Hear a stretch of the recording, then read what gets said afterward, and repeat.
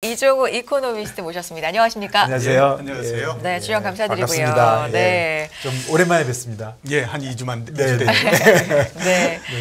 자, 일단 시장 얘기 할 게 많은데 예. 가장 좀 최근 얘기부터 해보면 어제 시장이었죠. 이게 미국 시장이 좀 이틀이지만 어쨌든 역대급 랠리를 보이고 나서 반등을 좀 보이고 나서 우리도 기대를 했었는데 미치지 못했거든요. 네, 우리는 예, 힘이 예. 이 부분에 대한 또 분석은 어떻게 하셨는지. 네. 지금 그 9월달 전체적으로 주가가 많이 하락을 하고 하지 않았습니까? 네, 네. 그 사이에 투자 심리는 굉장히 약해지는 거기 때문에요. 네. 그 투자 심리라고 하는 것이 V자 형태로서 이렇게 올라가기는 굉장히 어렵습니다. 네.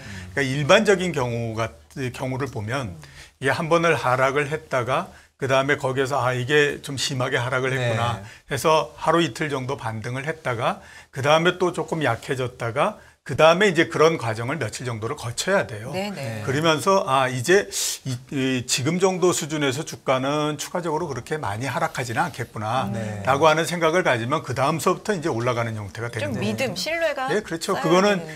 지난 6월달, 7월달 같은 경우에 주식시장을 보더라도 네. 그때 보면 이렇게 일직선으로 내려갔다가 그냥 V자 형태로 쫙 이렇게 해서 올라와 가지고 뭐 한 2,500 여기까지 올라간 게 아니고 제일 처음에 2,300 부근에서 떨어졌다가 다시 또 뭐 2,290까지도 갔다가 그걸 좀 회복을 했다가 이러는 과정을 대략 일주일에서 열흘 정도를 거쳐서 그 다음에 이제 조금씩 반전을 하거든요. 그러니까 어제 같은 경우에도 마찬가지였다라고 볼 수밖에 없습니다. 그러니까 그동안에 굉장히 심리적인 부분이 약했는데 그게 어느 날 갑자기 개선될 수는 없는 맞습니다. 거잖아요. 요즘 뭐 심리적으로 너무 약해가지고 그렇죠. 맞아요. 우리 지난 며칠 동안 심리적으로 진짜 너무 약한 거 아니냐 네. 뭐 그런 얘기도 하고 어제 또 미국 뉴스 보면 미국 개인들도 그 내려가는 쪽에 숏에 엄청 베팅하고 있대요. 네, 그렇죠. 많이 바뀌었다고 그러더라고요. 네. 근데 그 센터장님 그 최근에 그 예. 기고 많이 하시잖아요. 예. 기고 중에 제가 하나 읽었는데 그래도 우리나라 지수가 예. 2,000 밑으로는 잘 안 갈 것 같다. 예. 그런 말씀 써주신 것 같은데 그 말씀 예. 조금 해주시죠. 예, 그 전체적으로 보게 되면요. 2011년도서부터 주식시장이 어떻게 보면 이제 2000을 경계로 해가지고 쭉 옆으로 이렇게 가는 형태였잖아요. 네. 그게 언제까지 이어지냐면 코로나19가 발생하기 직전까지 계속되니까 거의 10년 동안에 걸쳐서 옆으로 이렇게 쭉 눕는 형태였어요. 2000을 경계로 해서 아래로는 한 1850 정도 됐었고 위로는 한 2200포인트 정도.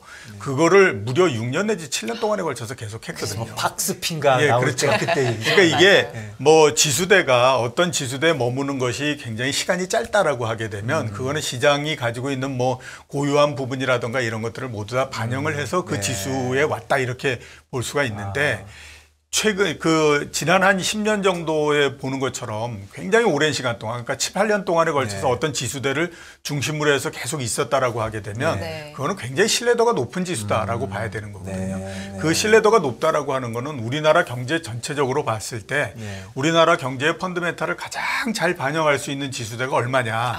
그렇게 보면 거의 이제 2000포인트 부근 이 정도다라고 볼 수가 있는 거죠. 근데 최근에 보면 주가가 거의 뭐 2100포인트 이렇게까지 내려가지 않았습니까? 그러면 2100에서 2000 정도 이렇게 따져보면 100포인트 정도밖에 안 되는 거예요. 바로 거기죠. 그러니까 이게 불과 이제 5%도 안 되는 폭이니까 그러면 여기에서 정말로 이게 우리가 위험하다 이렇게 해서 생각하고 이게 피해야 되느냐 이런 부분들이 있을 수밖에 없는 거고요.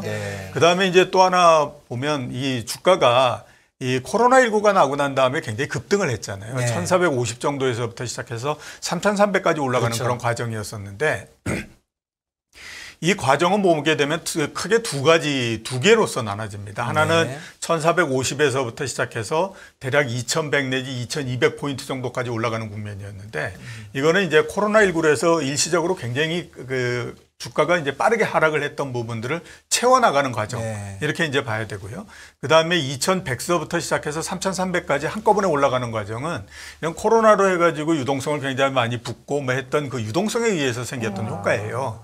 근데 대부분 유동성에 의해서 생겼던 효과는 유동성 국면이 끝나고 나면 그 부분들이 다 사라져버리고 원래의 출발점으로 돌아오는 것이 일반적인 형태입니다. 근데 이미 주가는 3,300에서부터 2,100까지 떨어졌잖아요. 그러니까 유동성에 의해서 왔던 이렇게 과하게 많이 이루어졌던 그런 상승 부분들은 거의 다 사라졌다라고 봐야 되는 것이 이제 지금 맞다라고 봐야 되는 거죠. 그렇네요. 그러니까 그걸 두 개로 나눠 보면 1,400에서 딱 요쯤이네요. 여기까지 그렇죠. 온 거는 코로나 때문에 놀라가지고 빠진 길 정상으로 좀 돌려놓은 거고 이 다음부터는 돈 풀어가지고 올라간 거니까 그렇죠. 돈을 다시 되돌린다면 다시 이 자리가 맞지 이 자리가 저 밑에 1450은 아니다. 그렇죠. 네. 그렇기 때문에 지금이 이제 그 주가 정도까지 왔으니까 네. 그러면 여기에서 우리나라 경제의 펀더멘털이 심각하게 손상이 되거나 이러는 국면이 오지 않는다라고 하면 주가는 일시적으로 조금 더 내려갈 수는 있어도 계속해서 내려가거나 이런 국면이 나오지는 않는다라고 봐야 되는 것이 맞다라고 봐야 되죠. 저는 그 트레이딩을 오래 해서 그런지 모르지만 저는 항상 오르고 내리고가 딱 반이라고 생각하는 좀 그런 스타일이에요. 그렇게 생각해 보니까 지금 2200이니까 2600 한번 갈 것 같거든요. 2600 뭐 오래전 얘기도 아니고 2600에 주식 산 적도 많고 그러니까 2600은 쉽게 간다고 생각하니까 그러면 똑같이 빼면 1800이잖아요. 그래서 1800도 가겠구나. 그래서 이제 겁도 나고 하는데 그럼 그런 심리가 깔고 있다 보니까 요즘 굉장히 이제 약세로 가는데 한 가지만 더 하면은 예전에 2000에 오래 있을 때 기업의 실적과 지금의 기업의 실적은 어떻습니까? 그때 그러니까 2011년 정도서부터 시작해서 2015년 정도까지 그때 우리나라 상장 기업들의 영업이익을 총 합친 것이 100조에서 110조 정도였었거든요. 작년에 우리나라의 기업이익이 242조입니다. 그러니까 굉장히 많이 그랬죠. 지금 주가는 올해와 내년도에 이익이 대폭으로 감익을 한다라고 하는 가정하에서 지금 움직이고 있는 거예요. 242조에서 절반 정도 되면 120조 정도 되지 않습니까? 그러니까 50% 정도 감익을 한다라고 생각을. 시총이 변한 게 있으니까. 그렇죠. 그거는 좀 감안을 해도. 그거를 좀 감안을 하더라도. 그러니까 뭐 그 이후에 기업이 좀 들어오고 했던 부분이 있다고 하더라도 그게 굉장히 큰 액수이거나 그러지는 않거든요. 그러니까 거기서 약간 디스카운트를 한다고 하더라도 지금 이제 주식 시장에서 이익이나 이 부분들은 올해나 내년 정도에 한 50% 정도 감익을 한다라는 가정하에서 지금 움직이고 있는 거예요. 그렇네요. 그렇기 때문에 추가적으로 제가 봤을 때 이제 3분기, 4분기 내년도에서는 이익이 계속해서 줄어드는 형태가 될 걸로 그렇게 보이거든요. 근데 그 이익이 줄어드는 부분들이 그러면 주가를 계속해서 끌어내리느냐. 한 60% 내지 70% 정도 감익을 한다라고 하게 되면 그렇게 되겠죠. 근데 그게 아니라 지금 시장에서 생각하는 것처럼 한 50% 정도 감익을 한다라고 하면 그거는 주가를 끌어내리는 역할은 하지는 않고요. 대신에 주가를 못 올라가게 만드는 역할 이런 정도는 한다라고 봐야 되는 거죠. 그러면 거꾸로 이제 내려가는 정도가 지금 뭐 100조와 240조면 뭐 큰 차인데 뭐 시총이 늘어나는 걸 감안한다 하더라도 그냥 대충 생각해도 뭐 2배 차이 나는 것 같은데 그렇다면 지금의 240조 이 자체도 사실 코로나 있고 어쩌고 해서 이게 그렇게 이익이 많은 상태는 아니지 않습니까? 작년도 242조는 상당히 많은 거는 사실입니다. 그게 사상 가장 많이 발생을 했던 거고요. 그 이전에 가장 많은 이익이 났다라고 했을 때가 2018년도였는데 그때가 200조 정도였었거든요. 거기에서 한 20% 정도 더 늘어나고 뭐 이렇게 간 건데 그 20% 정도 늘어난 거는 우리가 대부분 이제 많이 생각했을 할 때에 코로나로 해서 재정이나 그다음에 또 금융이나 이 부분들을 굉장히 완화시키고 했던 그 효과가 반영이 된 거다라는 얘기를 굉장히 많이 하고 있거든요. 그러니까 작년도 같은 경우는 어떻게 보면 상당히 많이 증가를 해서 과다하게 증가를 했던 형태였고 그래서 3,300까지 갔다. 그렇죠. 그게 이제 올해 내년도에 정상적인 형태로서 이제 막 줄어들고 이러는 형태로서 간다라고 봐야 되는 거죠. 그렇네요. 조금 그래도 2,000 밑으로는 잘 안 간다고 말씀해 주시니까 뭐 바닥이 멀지 않은 것처럼 느껴지기도 하고. 저도 그 시절이 생각이 나는데 진짜 길게 2,000을 뭐 왔다 갔다 하면서 정말 지루한 박스피. 어마어마하게 지루했죠. 제일 박스피. 처음에 시작할 때는 상하가 300포인트 정도였었는데 그게 한 몇 년 정도 지나니까 조금씩 좁혀져 가지고 맨 나중에는 상하가 250포인트 정도로서 줄어들어 버렸고요. 그게 제가 그 전에 우리나라 시장을 항상 생각할 때 한국 시장의 가장 큰 특징 중에 하나가 뭐냐면 변동성이 굉장히 크다라고 하는 거였잖아요. 그랬는데 어떻게 우리나라 주식시장이 이 오랜 시간 동안에 걸쳐서 이렇게 변동성이 없이 움직일 수 있을까라고 하는 그 생각이 상당히 많이 들었었죠. 그냥 단순하게 비교하면 그때는 아무래도 그러니까 종목을 더 많이 보게 됐던 것 같고 요즘은 매크로 많이 보고. 그렇죠. 그래서 아마 이번 국면도 지금까지는 보면 이제 매크로에 의해서 계속 네. 그 지배되는 시장이잖아요. 네, 현재도 네. 마찬가지고. 네.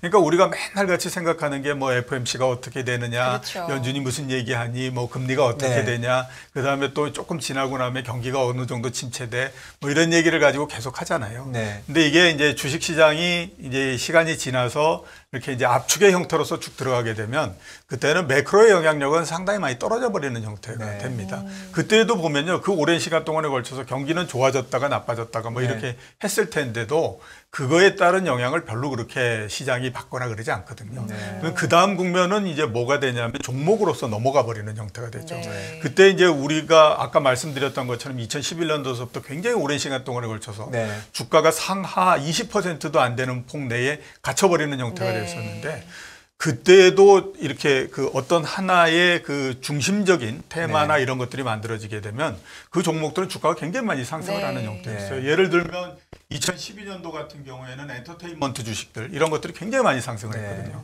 그때가 이제 왜 그러냐면 우리나라가 스마트폰의 보급률이 50%를 넘을 때였기 때문에 이게 좋은 이 스마트폰 이거를 선택하는 기준 자체가 뭐냐면 어떤 컨텐츠를 많이 갖고 있느냐 네. 하는 그 부분이었어요. 네. 네. 거기에 이제 뭐 컨텐츠를 제공해 줄 수 있는 회사 이래가지고 엔터테인먼트 게임 이런 것들이 굉장히 이제 유행을 했었고요. 네. 2013년도에는 오직 삼성전자 혼자서 올라갔습니다. 그때 이제 앞에 말씀드렸던 것처럼 스마트폰 막 이렇게 하다 보니까 시간이 지나면서 세계 스마트폰이 애플과 삼성전자 둘러서 그렇죠. 딱 이게 갈라져 버리는 형태가 되잖아요. 네. 그러면서 삼성전자가 그 해에 시가총액만 따지면 94조가 증가했거든요. 근데 시장 전체 시가총액이 79조이 늘어나지 않았어요. 혼자. 예, 그러니까 다른 종목들은 다 합쳐도 시가총액이 오히려 줄어드는 형태가 되고 삼성전자 혼자 올라가 버리는 그런 형태가 됐죠. 이제 우리 실적 언제 나오나요?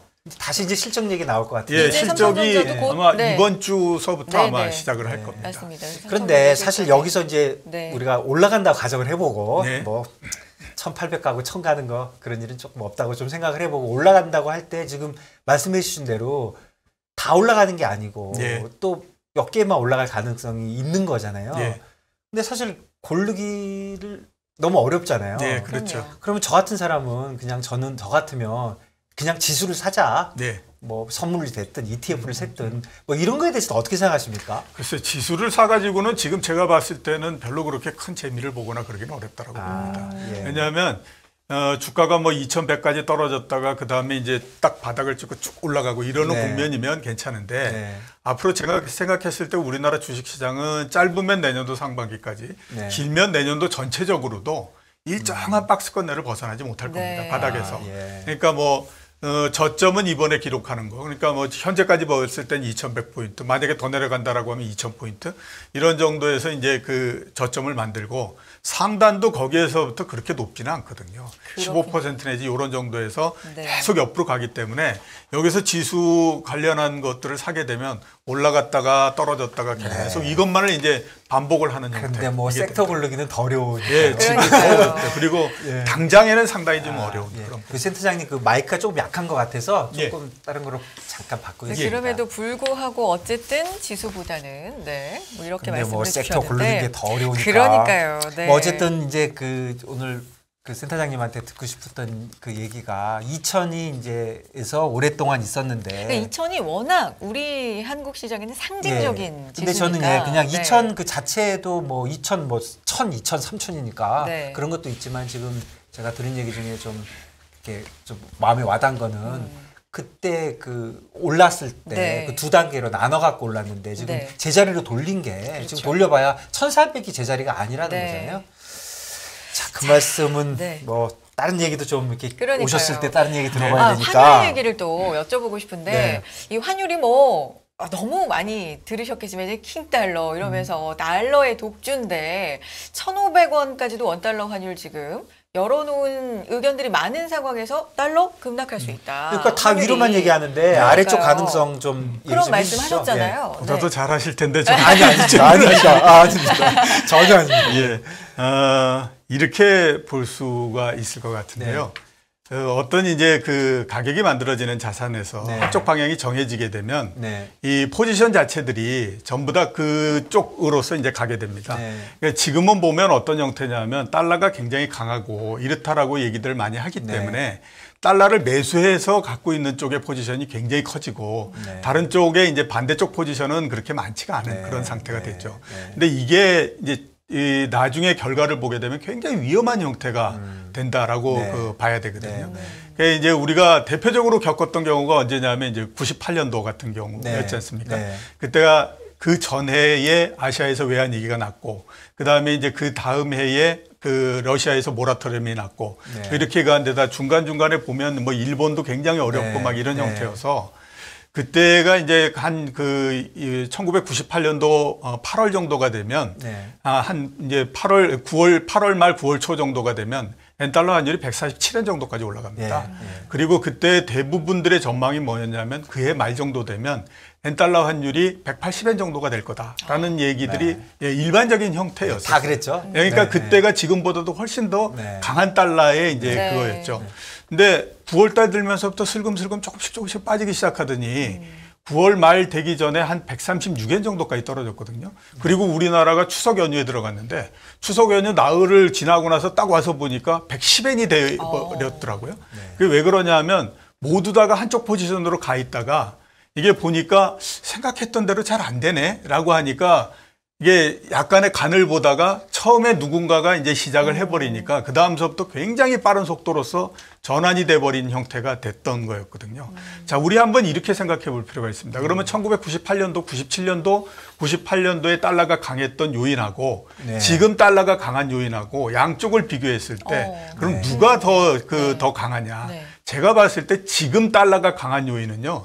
97년도, 98년도하고 비교가 할 수 없을 정도로 약합니다. 그 당시에 보면 미국 경제는 이른바 신경제였잖아요. 물가 상승률은 2% 미치였고 그다음에 이 경제 성장률은 아주 장기에 걸쳐서 3.5% 정도를 계속해서 유지하는 형태였었죠. 네. 그러니까 그 정도로 굉장히 강한 형태였고 그다음에 지금 뭐 외부적으로 이렇다 저렇다 했지만 그때는 이미 아시아 전체나 막 이런 것들이 다 날아가고 난리가 아닌 그렇죠. 형태. 아시아 크라이시스니까요. 그런 정도로서 어려웠고 미국 같은 경우가 그 당시에 이제 IT 혁명이라고 해서 세계에서 정말 원탑이 된 경제였었거든요. 그러니까 그때하고 지금하고를 비교해 보면 그때가 훨씬 더 달러가 강해질 수 있는 그 요건을 갖고 있었다라고 하는 거예요. 경제적으로도 그때 미국 경제가 지금보다 더 원탑이다. 더 훨씬 좋았죠. 아, 예. 그때는 정말로 어마어마하게 미국 없었다. 경제는 좋았다라고 얘기를 했을 정도였으니까. 근데 그때의 그 달러 인덱스가 얼마까지 갔었냐면 120 정도까지 갔었고요. 네. 120에서부터 떨어지기 시작하는데 엄청나게 빠른 속도로서 내려와 버리는 그런 형태가 됐었습니다. 자, 이번 같은 경우에 우리가 지금 현재 보면 뭐 달러가 강해질 수 있는 요인, 킹 달러인 요인 이러면서 수도 없이 많이 얘기를 하죠. 100만 가지 있죠. 100만 가지. 그러니까 반대쪽의 가능성은 거의 우리는 생각하지 않고 이렇게 이걸 합니다. 그렇죠. 그만큼 어떤 일이 벌어지냐 하면 모두 다가 달러의 매수 포지션으로서 계속 가고 있다라고 하는 거예요. 근데 최근에 보면 114, 달러 인덱스 114, 115 정도까지 갔다가 슬금슬금 지금 밑으로 이렇게 조금씩 내려오잖아요. 사실 왜 특별히 빠지는지 모르게 빠지고 있죠. 그렇죠. 예. 그게 이제 어떻게 보면 좀 안 좋은 신호인데 이렇게 가다가 어느 맨 앞에 있는 선두주자들이 이게 아닌 것 같아. 우리가 너무 달러 쪽으로 지금 몰려 있는 것 같다라고 생각해서 반대쪽으로 포지션을 얻기 시작을 하면 네. 그 속도가 어마어마하게 빠른 속도로서 진행이 된다라고 하는 거죠. 그래서 제가 봤을 때 이번에 이제 달러의 강세 이 부분들의 그 수정은 천천히 내려오는 형태가 아니라 아주 빠른 속도로서 내려와서 이렇게 되기 때문에 만약에 그런 국면이 나온다. 그러면 올해 연말 정도의 원달러 환율 같은 경우에는 1250원이나 그 밑으로도 내려갈 수 있다. 저는 그렇게 생각을 하고 있거든요. 그러니까 올라간다면 천천히 올라가겠지만 예, 그렇죠. 떨어진다면 급하게 금방. 떨어질 예. 것이다. 올라가는 거는 여기서 정말로 힘들죠. 이제서부터는. 앞에 말씀드렸잖아요. 가장 미국 경제가 좋고 뭐하고 했을 때 달러 인덱스가 120이었기 때문에 추가적으로 115에서부터 생각해보면 상승하는 폭이 4%밖에 안 되는데 그 4%를 끌어올리기 위해서는 얼마나 힘이 들겠습니까? 아니요. 많이 오르긴 했어요. 근데 네, 많이 오르긴 반대쪽 했어요. 포지션으로 가는 거는 이거는 거의 무주공산을 달리는 거기 때문에 굉장히 빠른 속도로서 진행이 될 수 있다라고 하는 거죠. 그러니까 지금 달러 오버 보트 돼 있다 이렇게 보시는 거네요. 그렇죠.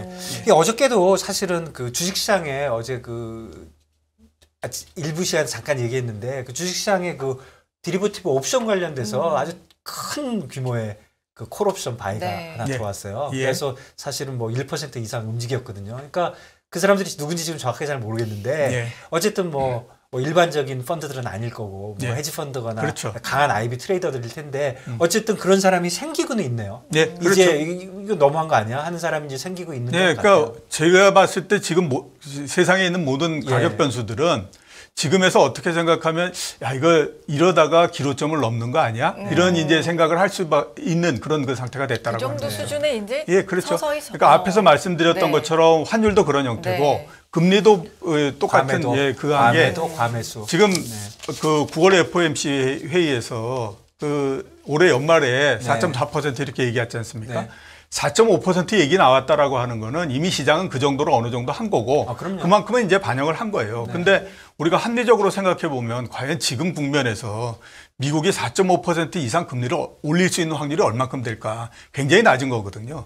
그러면 이미 기준금리의 고점은 일단 아무튼 이제 올리는 일만 남았지만 다 봤다라고 봐야 되잖아요. 그러니까 금리도 최근에 보면 슬금슬금 조금씩 이렇게 시장 금리가 떨어지는 형태가 되잖아요.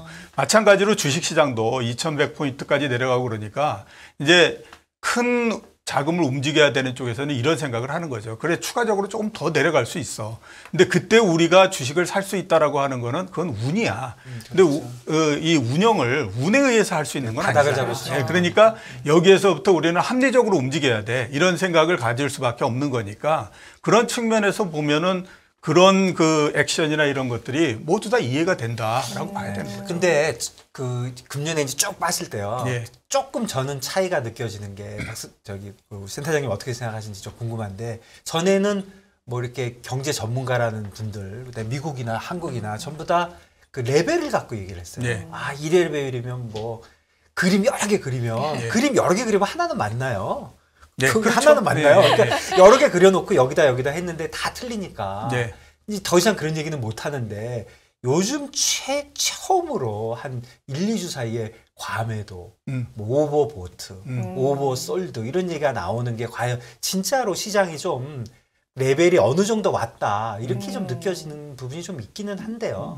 그렇죠. 저도 그런 생각이 드는데 우리나라에서 주가가 고점 대비해서 50%를 하락한 적도 있고 했었는데 그거는 대부분의 경우를 보면 뭔가의 그 비정상적인 상황이 벌어졌을 때의 경우였습니다. 그러니까 외환위기가 발생했던지 미국에서 금융위기가 발생했던지 아니면 IT 버블이 터졌던지 뭐 이런 정도였거든요. 그거 이외에는 대부분들 보면 30% 부근에서 이게 하락을 어느 정도 이제 마무리를 하는 형태였었는데 지금 35% 정도 내려왔잖아요. 그러니까 정상적인 형태에서는 어느 정도 충분히 내려왔다라고 봐야 되는 거죠. 그러면 이제 앞으로의 과제는 뭐냐? 앞으로의 과제는 진짜로 위기가 발생할 가능성이 있느냐? 아니면 내년도에 세계 경제가 마이너스 한 5% 정도 할 정도로 경기가 엄청나게 침체돼 버리는 거 아니냐? 그 두 가지 경우를 제외하고는 일단은 어느 정도 됐다라고 보는 거죠. 근데 위기가 발생한다라고 하는 가능성을 놓고 이게 운영을 할 수는 없는 거잖아요. 그건 워낙 비정상적인 형태고 사람이 예측할 수 없는 부분들이니까. 그러니까 그런 부분들을 제외하고 생각하면 이제 과매도 국면에 도달했다. 이렇게 볼 수 있는 거다라고 생각을 해야 되는 거죠. 알겠습니다. 사실은 오늘 우리 센터장님 모시고 이 지금 얘기해 주신 그 연준과 다른 나라들의 중앙은행, 그다음에 다른 나라들의 정부 이 사람들이 요즘 뭐 말이 조금씩 다르잖아요. 그렇죠. 약간 엇박자가. 그 얘기 들으려고 그랬는데 이 시간이 거의 없네요. 아쉽네요. 2주 후에 또 나오시네요. 그러니까요. 2주 후에는 이제 그 말씀을 그 부분도. 그게 요즘 제일 궁금한 것 같아요. 그리고 2주 동안에 또 얼마나 많은 시장에 이슈들이 있겠습니까? 그러니까요. 비롯해서 CPI도 또. 좋은 얘기 또 2주 CPI 후에. 이후에 그때 듣도록 하겠습니다. 듣도록 하겠습니다. 감사합니다. 고맙습니다. 감사합니다. 네.